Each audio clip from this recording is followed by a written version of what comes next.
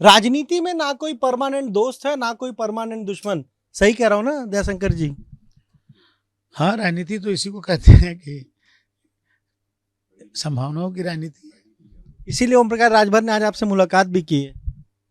हाँ, नहीं, ओम प्रकाश जी अपने क्षेत्र की समस्याओं के लिए मिले थे और एक ऐसी समस्या है जिससे हम लोग भी प्रभावित होते हैं। ये अभी पूर्वांचल एक्सप्रेसवे पे एक लिंक वहाँ पर था, जहाँ से उतर करके हम लोग बलिया जाते थे।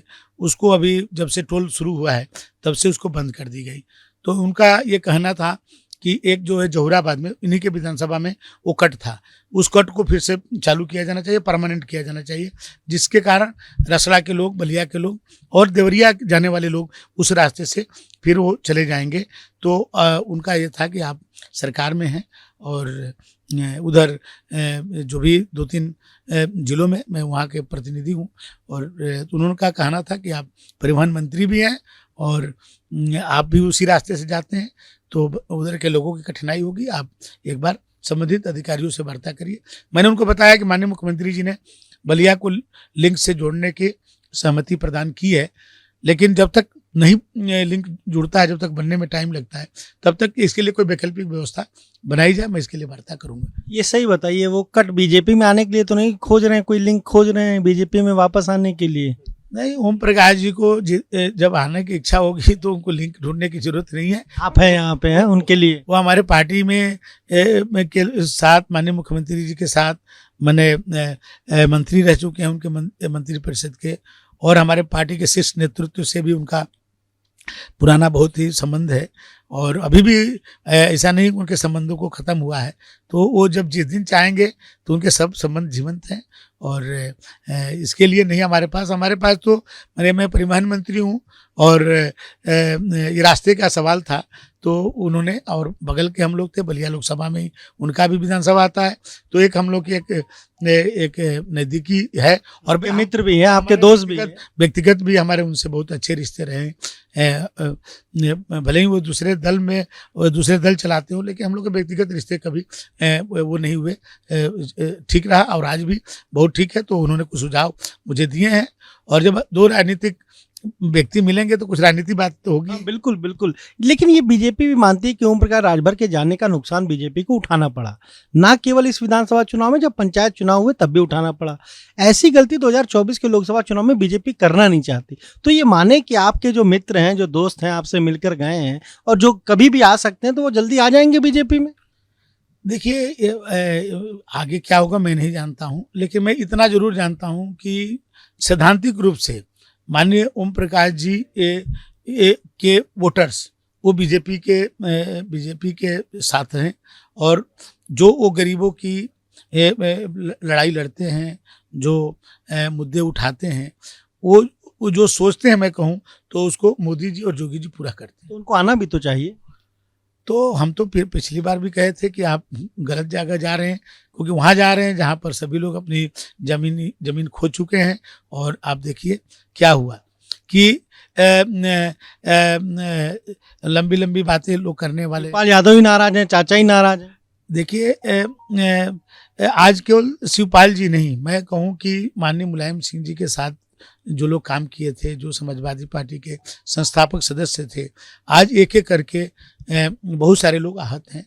और हम ये कहेंगे कि कहीं ना कहीं उनको उसमें सब वो हो रहे हैं, उसमें से कई लोग हम लोग के साथ आ चुके हैं।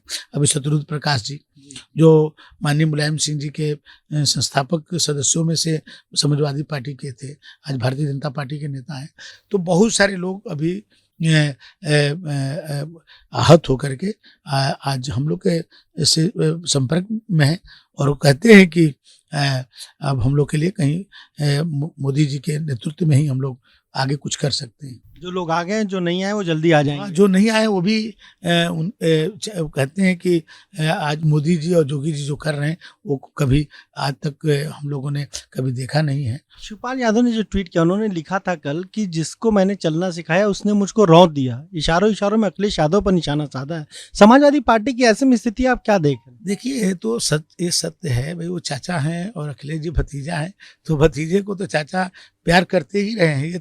ये सदैव रहा है हम लोग के अपने घरों में भी, जो भाई हम लोग के यहाँ तो ये परंपरा रही है कि बाप अपने बच्चे को जितना प्रेम नहीं करता उससे ज़्यादा उसके चाचा करते रहे, क्योंकि हम लोग के यहाँ तो अपने मैंने यही था कि अपने बच्चे को वो नहीं, क्योंकि समाज में जो सामूहिक परिवार में भी सब सामूहिकता लेकर के जो लोग चलते थे वो यही इसी तरह से होता था। और माननीय शिवपाल जी तो मुलायम सिंह जी के संघर्षों के साथी हैं, उनके हर एक कदम पे जो है वो उनको सहयोग किए, उनके साथ लाठी खाए, डंडा खाए, बहुत संघर्ष किए। और उस समय तो अखिलेश जी बहुत ही छोटे रहे होंगे, उनको ये बात आपने ओम प्रकाश राजभर को कही नहीं कि देखो अपने चाचा के साथ क्या कर रहे हैं? नहीं, ओम प्रकाश जी से हमारी इस तरह की बात नहीं हुई। ओम प्रकाश जी से तो हम लोग दूसरे मुद्दे पर बात। एक सवाल ये है कि आपकी सरकार भ्रष्टाचार पर जीरो टॉलरेंस की नीति पर काम कर रही है, लगातार लोगों का सस्पेंशन हो रहा है। आज भी गाजियाबाद के तत्कालीन डीएम को मुख्यमंत्री ने सस्पेंड किया है, लेकिन इस तरह की क्यों गड़बड़ियां रुक नहीं रही हैं? भ्रष्टाचार पर जीरो टॉलरेंस है, फिर भी भ्रष्टाचार के मामले सामने आ रहे हैं। देखिए, आप पहले की सरकारों को देखिए और आज जब से जोगी जी की सरकार बनी तब से आप देखिए कितना बड़ा परिवर्तन उत्तर प्रदेश में आया है।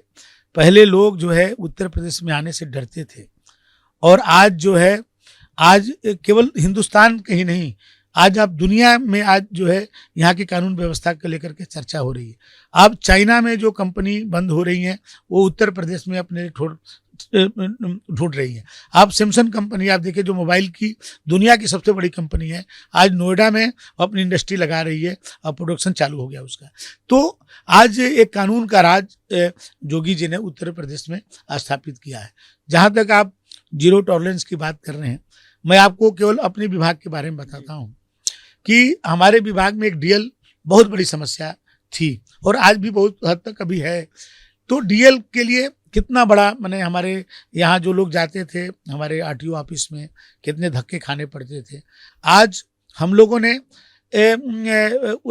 उसके ये टेक्नोलॉजी से आज जो उसको आधार कार्ड से जोड़ करके अभी हम 18 तारीख से मैंने इसको शुरू किया है कि कोई व्यक्ति अपने आधार कार्ड से उसको लिंक करके अपने घर पे हमारा सर्वर डाउन करके और वो जो है वहीं से टेस्ट दे सकता है, और यदि वो पास है तो अपने घर से ही अपनी लर्निंग लाइसेंस का अपना वो निकाल सकता है, उसको मेरे दफ्तर आने की जरूरत नहीं। तो इससे ज़्यादा आप बताइए क्या हो सकता है कि मैंने हमारे दफ्तर नहीं आएगा, वो घर बैठ करके उसको लाइसेंस उसके घर पहुँच जाएगी। बड़ी समस्या हमेशा रही। और दूसरी बात आपको मैं बताऊँ, अभी हम लोग को माननीय जोगी जी ने सभी मंत्रियों को भाई एक एक मंडलों में एक मंत्रियों के समूह को उन्होंने भेजा, और मैंने पहली बार हम लोग गाँव में गए, मरीन बस्तियों में गए, लोग ये कहते थे कि पहली बार जिस सरकार को देखने के लिए हम लोग तरसते थे, विधायक को देखने के लिए तरसते थे, आज मंत्रियों की समूह उनके दरवाजे पर खड़ा है।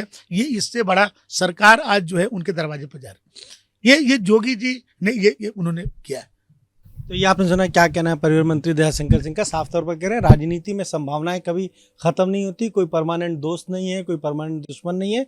जो लोग साथ आ गए हैं वो तो ठीक है ही, लेकिन जो साथ नहीं आए हैं वो भी जल्द साथ आ सकते हैं। कैमरे से हरिओम के साथ अनुभव शुक्ला, एबीपी गंगा, लखनऊ।